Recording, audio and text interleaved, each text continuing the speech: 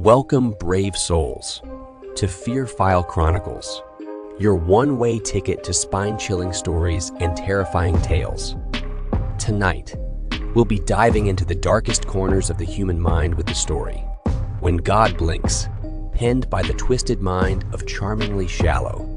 Together, we'll explore the unexplained and face our deepest fears. But before we begin, if you enjoy trembling in terror, be sure to hit that like button.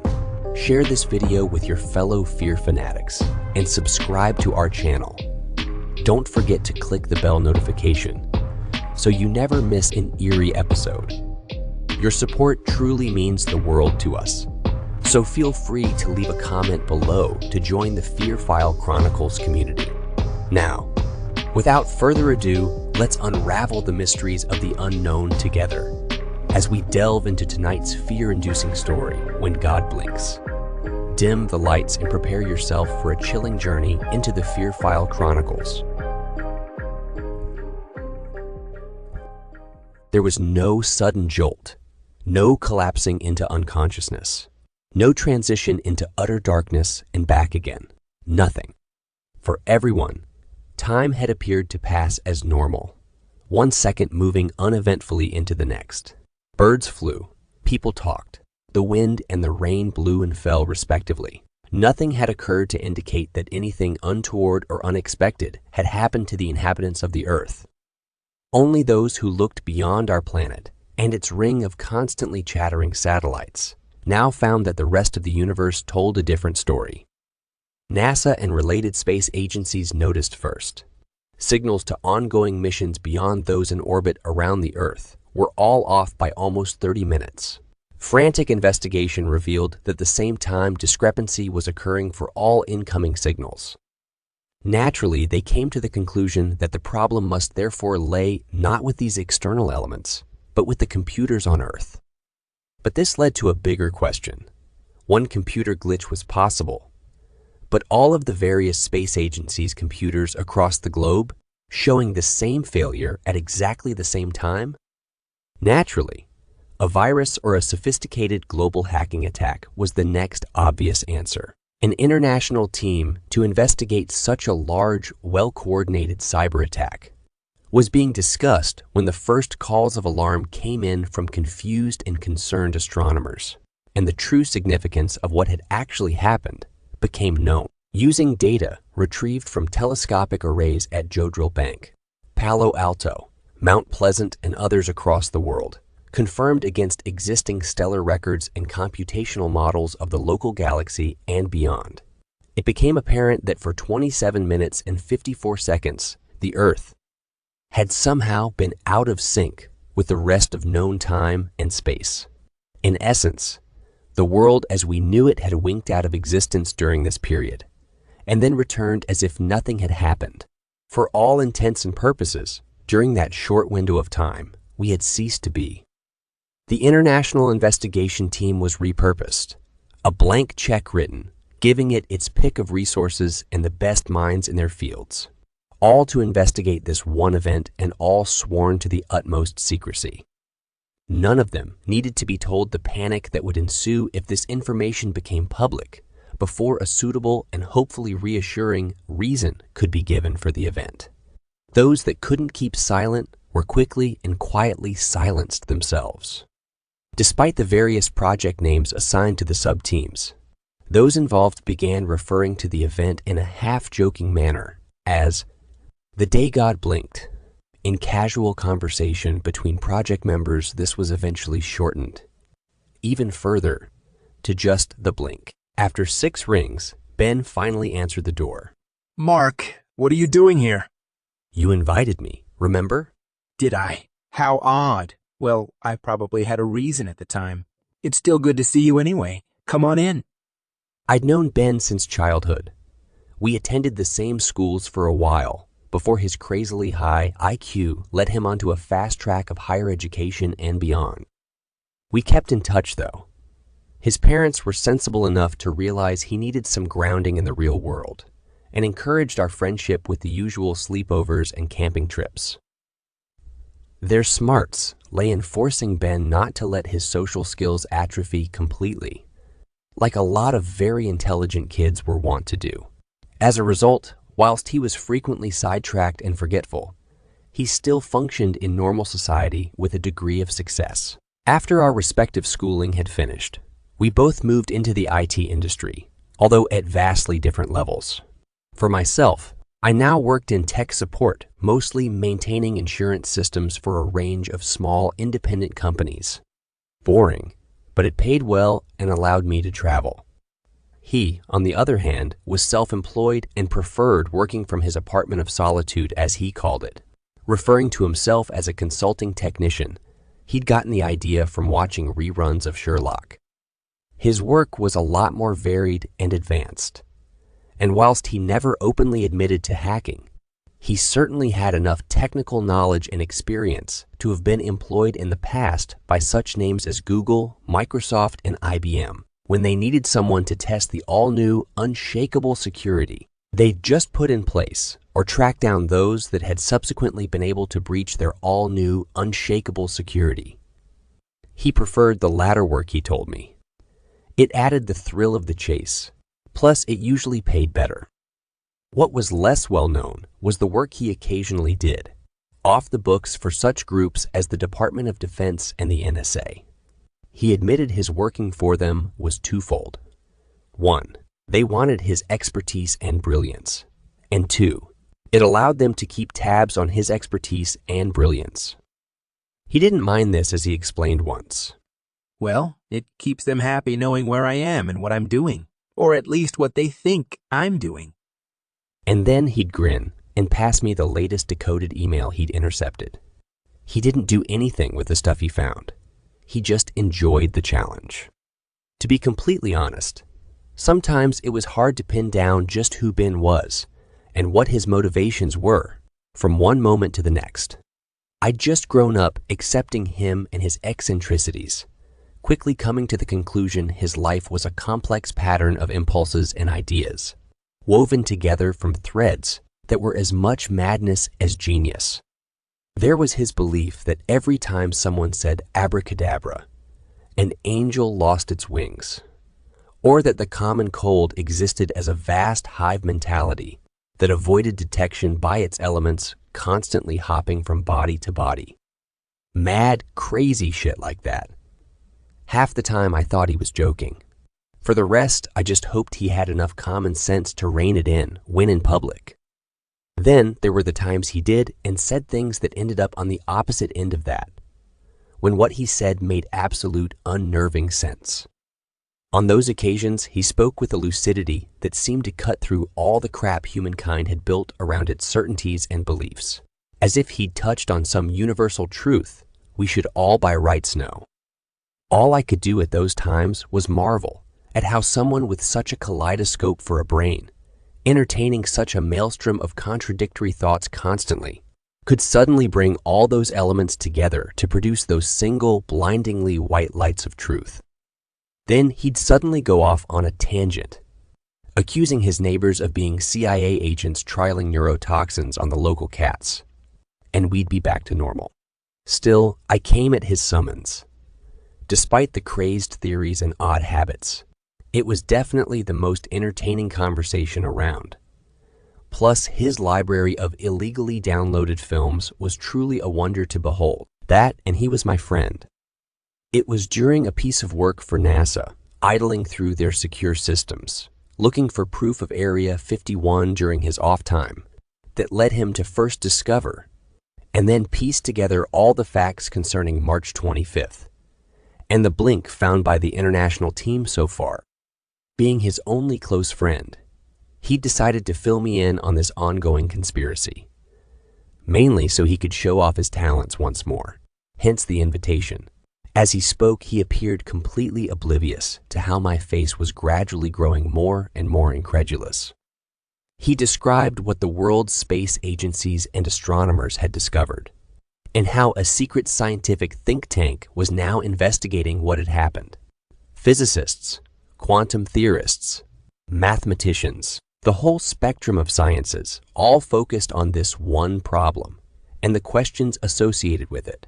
What had happened? Why it had happened? And most importantly, Was it likely to happen again? And if so, what was the risk of it being permanent? He told me of the total news blackout and how any amateur astronomers or similar who now came to the same conclusions were to be either brought on board, treated as cranks, or disappeared with extreme prejudice. Their biggest fear was a mass panic, he said, or the world's religions taking credit on behalf of their respective gods, and several genocidal wars kicking off as a result. As he said, "There's nothing more disconcerting, I guess, than not being able to trust your own reality. We've been raised in a world where it's fine to distrust your government, your employers, even your family, but your own entire existence. Definitely a recipe for chaos. Places like CERN have been placed on almost permanent hiatus. The governments of the world have no proof experiments, like the ones they were doing there, are the cause. But then I suppose they had to point the finger somewhere until more evidence showed up. There's a lot of theoretical work being done now, but pretty much zero practical. I guess it's only a matter of time before they get the scriptwriters in from Doctor Who to brainstorm a possible cause." He sighed at this, sat back in his swivel chair and spun around, gazing at the ceiling, seemingly lost in thought. Then he slowly came to a stop and returned his gaze to me, a mischievous twinkle in his eyes. "Then on the other side, you have all of the religions." At this, he paused again, looked around his cluttered desk, and then started building what looked like a tower of various bits and pieces. As it slowly grew in height, he continued speaking. "Remember our Bible classes? I liked the stories, if not the morality. I especially liked the story of Babel." The rising structure of books, hard drives, chocolate bars, magazines, and other random items his hands could find and reach had risen to a height just below his chin. He added a few more items, adding to the precarious sway it already had. Pausing again, his hands not touching it, but spread wide on either side, ready to stop any imminent collapse. He attempted the voice of an old English vicar delivering a sermon. "Man in his hubris decided to build a tower to God so he may converse with his Creator. God, though, in his glorious wisdom, decided man should not be allowed to do this and took steps to rectify the situation. So he cursed mankind with the gift of many tongues." He smirked at this, his eyes never leaving his tower, and returned to his normal voice. "Well, many a project, plan, or piece has been ruined by the inability of people to understand each other. It might be that humanity is overreaching itself again. With the final proof of the existence of the Higgs boson, maybe God's decided we're getting too close again, and he's selfish about his tricks. Time for another lesson, perhaps?"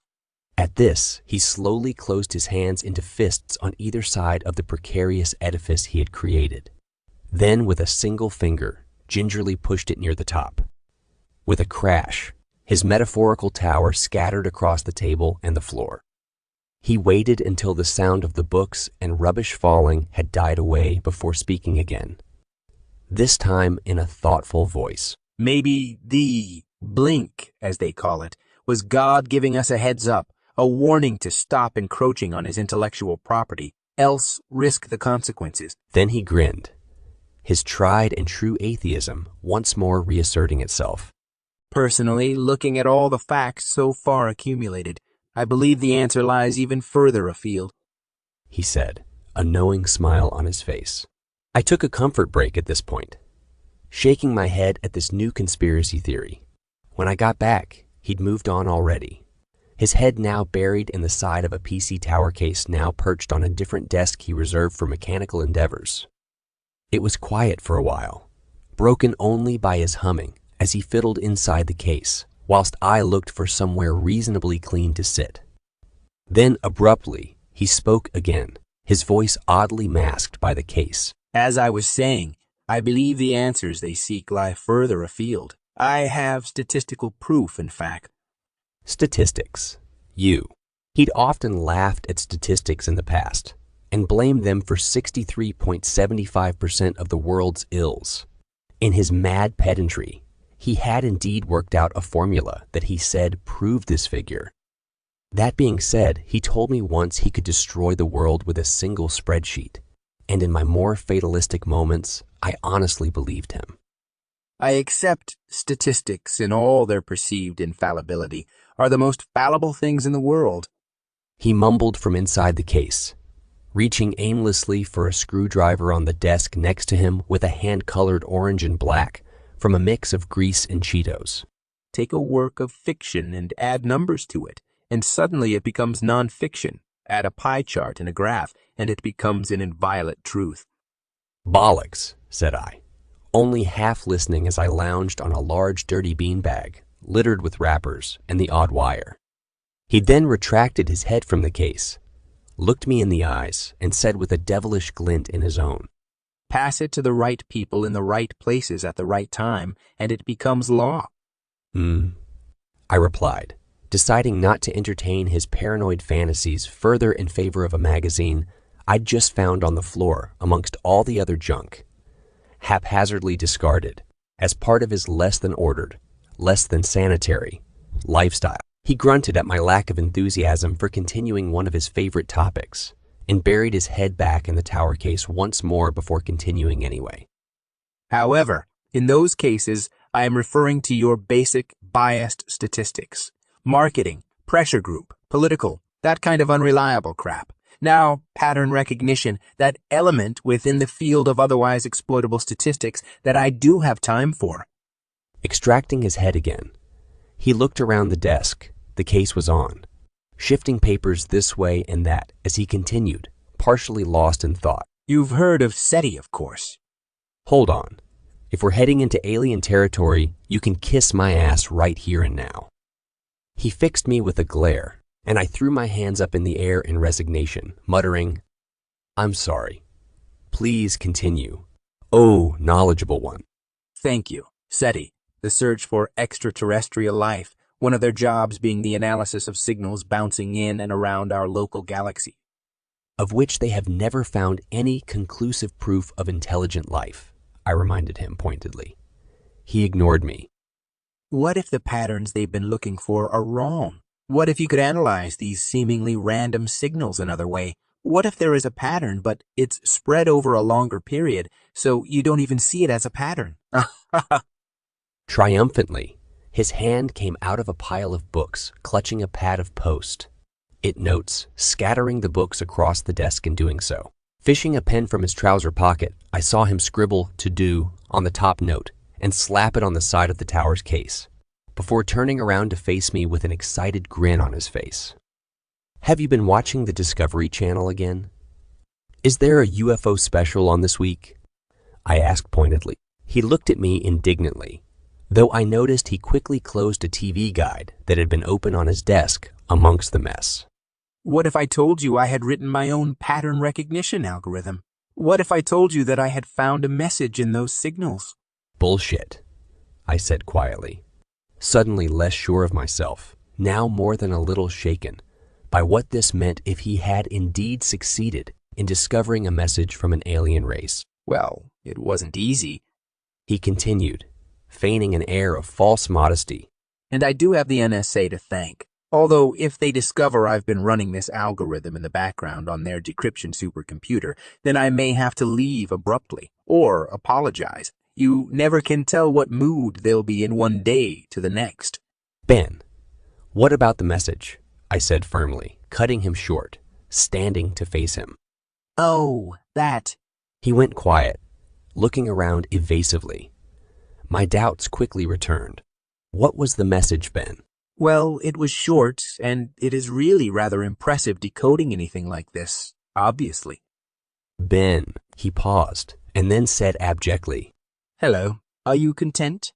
There was a few seconds silence before I started laughing uncontrollably, mostly out of relief. Ben looked indignant. Well, I think it's a very poignant message. Better than prepare to be annihilated. Oh God, hold on a sec. I can't breathe. You had me shitting myself for a moment there. I take it then you don't believe what I've found is a message from an alien race. Would you please stop laughing? I'm sorry. Ben, you've got to admit, if you were to imagine contact from another species, I think I'd be looking for something a little more. I don't know. Profound. I mean, we've sent out a gold disc giving a snapshot of the human race and our knowledge. Music, mathematics, you name it. And what do the hyper-intelligent aliens send back? The equivalent of, "Have a nice day." You don't think it's from outer space, then? He reiterated. I looked at his pained expression and answered in a more reasonable voice. Look, Ben, I'm sorry. I think your algorithm found a pattern that wasn't there and extrapolated meaning from it. Turning, I returned to the beanbag and my perusal of the magazine. He stood there a few moments, and then he turned and flopped down in a large, comfortable swivel chair behind another desk. This one littered with laptops in various states of construction and destruction, connected by an array of cables in what appeared like haphazard fashion.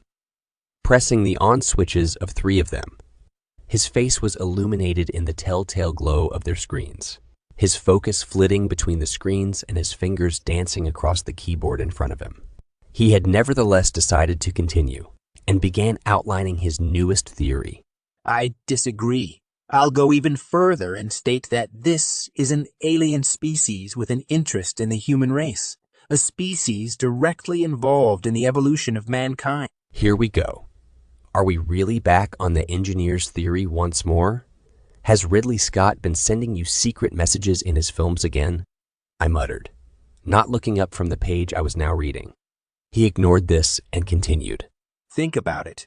The human body is an amazing machine. It regulates itself, heals itself, and has the ability to create more of itself through reproduction. I thought you only believed in things you had experienced for yourself, I asked, peering over the top of the magazine at him, my voice now openly amused. I saw him scowl before he continued with his monologue. As I was saying before, I was so rudely interrupted. The human body is an amazing machine. And that is exactly what it is. A piece of technology built using biological parts rather than mechanical ones. It is not, however, a perfect machine. What do you mean? I asked despite myself. Well, think about it. It has its own defensive capabilities in the form of white blood cells to ward off illness, the ability to heal wounds, etc. Occasionally, though, this excellent piece of machinery goes wrong. It functions incorrectly. It has a faulty piece of code, if you will. The immune system could start overreacting, attacking normal, healthy cells, or maybe it fails in its job in attacking the defective ones it should be dealing with, letting them grow and expand unchecked. Such as? Why, cancer, of course. What? I asked, shocked despite myself. It was only another crazy conversation with Ben, but the word cancer always sent an involuntary shiver down my spine. I'd seen enough of its effects on friends and family to be adverse to even its mentioning. Ben, though, oblivious to my discomfort, had continued. Cancer is just one example of the body failing to perform its defined function, an internal failure of a biological system, a mistake, nothing more.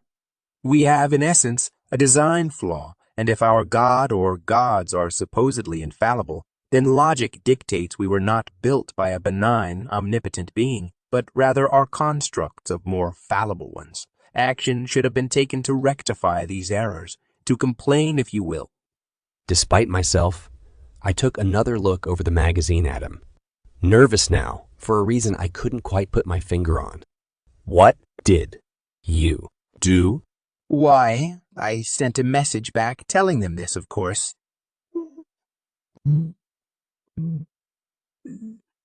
I hadn't seen Ben in 6 months. Work had kept me busy in London, and he wasn't one for texting or casual telephone conversations to catch up. Then one day he called me up suddenly to come visit.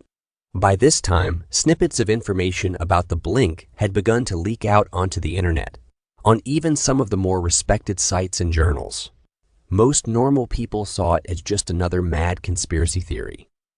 Having spoken to Ben before, though, when he'd outlined all the data, the fact that other sources were now relaying the same information sent chills through me. It was one thing for it being just another of his crazy theories, but quite another when a growing number of external bodies were now seeming to confirm the event's existence.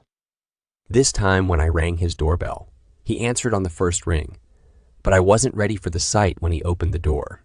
He was haggard and tired, like he hadn't slept in days, and his clothes were rumpled and dirty, even more so than normal. As I stood there, I caught a look in his eyes. They were bloodshot, and there were large, dark circles under them, but there was a calm I hadn't seen before, which was echoed in his voice as he welcomed me in. I couldn't quite put my finger on it at first, but then it dawned on me. I had seen and heard this kind of response before in those who were in the final stages of terminal illness. Acceptance. I felt my body prickle with unease.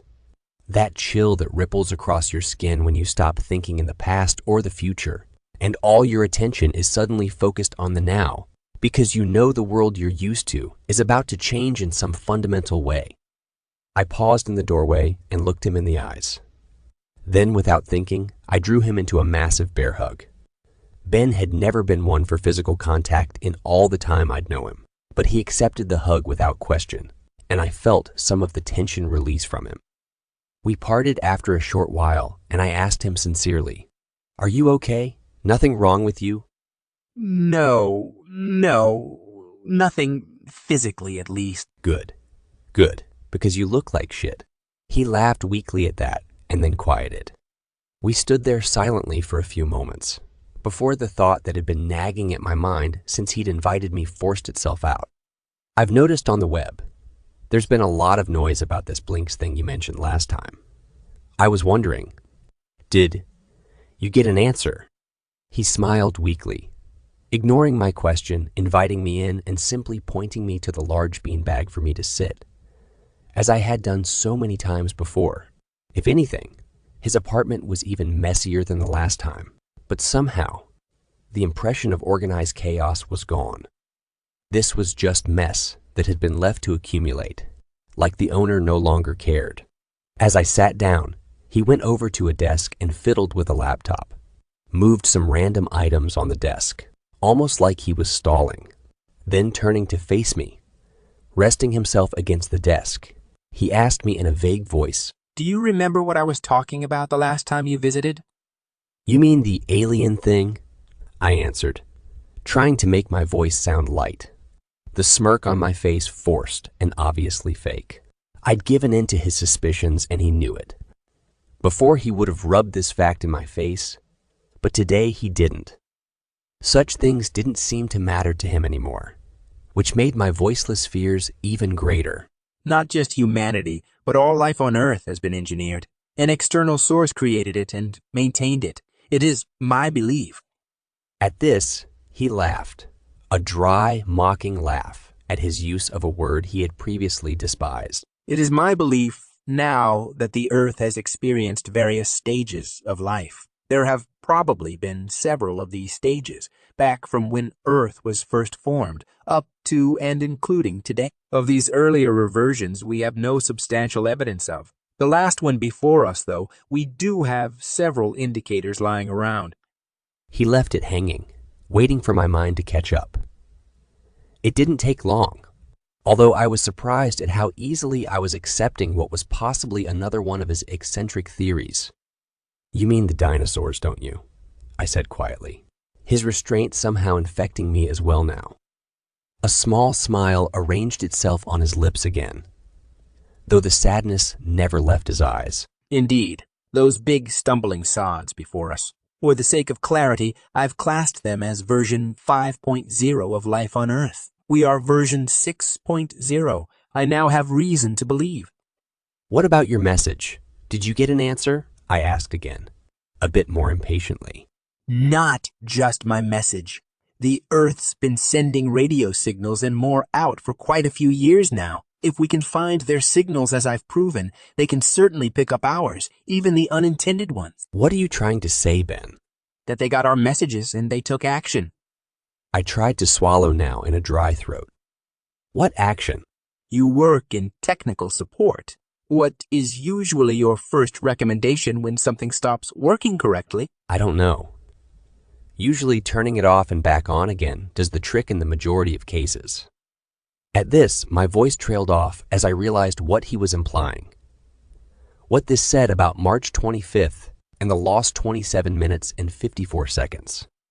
Ben started laughing, trailing off into a sad cough as he saw what he'd said take hold in my mind. Then he suddenly went off at a tangent, just like the old days, and I listened despite the sick feeling in the pit of my stomach at what I was now thinking. Chariots of the gods. Chariots of the frigging gods. Imagine that. Aliens coming down to teach ancient civilizations new tricks. Or maybe they didn't. Maybe version 6.0 was still under warranty at the time, and part of that warranty included on-site maintenance. Hell, my money's on the Greek gods actually being extraterrestrial consultants sent down to fix bug problems. Makes you wonder which fucked up piece of code triggered Pompey. Shut up, I suddenly raged. Maybe he was in one of his mad phases again. But I knew that he wasn't. The sane, logical part of me didn't want any more truth. Knew I couldn't handle anymore. I looked up, and Ben was staring at me, not in anger, but in sympathy. He settled down next to me on the beanbag, passing me a beer he had obviously just fished out of the small fridge he kept behind his desk. I took a long swig, let my breathing settle, and then passed it back. Taking that as a cue to continue, he did. But quieter this time, less tinged with the hysterical note that had appeared to be emerging in his speech earlier, like he'd reached the peak of his madness and was now trailing off the other side. It would explain why so many people believed in pantheons of gods back in the day. Alien engineers popping down to fix the system whilst we were still covered. Just like Microsoft ending support for older versions of Windows, though. Maybe we just passed the date where version 6.0 of life on Earth was covered, so they stopped coming.